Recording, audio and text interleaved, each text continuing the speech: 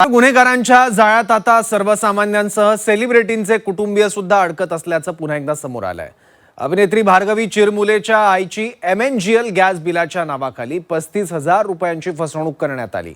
पण पुणे पोलिसांच्या सायबर पथकाला ही रक्कम परत मिळवून देण्यात यश आलंय।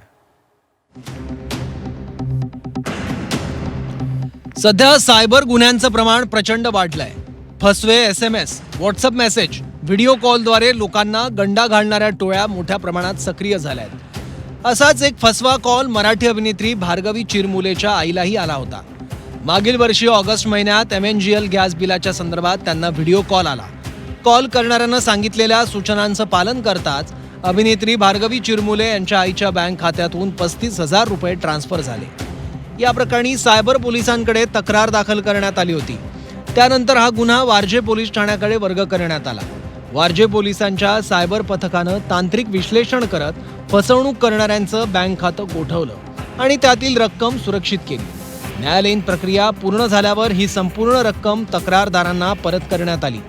अभिनेत्री भार्गवी चिरमुले आणि त्यांच्या मातोश्री यांनी वारजे पोलीस ठाण्यात येऊन रक्कम स्वीकारत पोलिसांचे आभार मानले। ताईला फोन आला आणि तो फोन उचलला आणि तो व्हिडिओ कॉल करायला लावला आणि तो व्हिडिओ कॉल ऍक्सेप्ट केला आणि त्याच्यानंतर फोन कट झाला आणि काही वेळातच आम्हाला काही कळायच्या आत त्याच्या अकाउंटमधून पैसे गेले। खूप आनंद झाला, खूप अभिमान वाटला। असं म्हटलं जातं की आपले पोलीस आपले मित्र आहेत आणि त्यांनी खरंच मित्रासारखं नाही पण भावासारखं माझ्या आईच्या आणि माझ्या पाठीशी उभं राहून आम्हाला पूर्ण रक्कम परत मिळाली।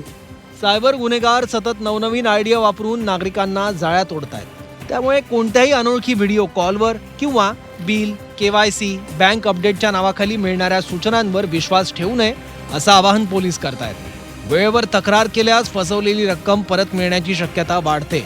हेच भार्गवी चिरमुलेच्या आईला मिळालेल्या परताव्यातून पुन्हा एकदा अधोरेखित झालं। निलेश खरमरे, झी 24 तास, पुणे।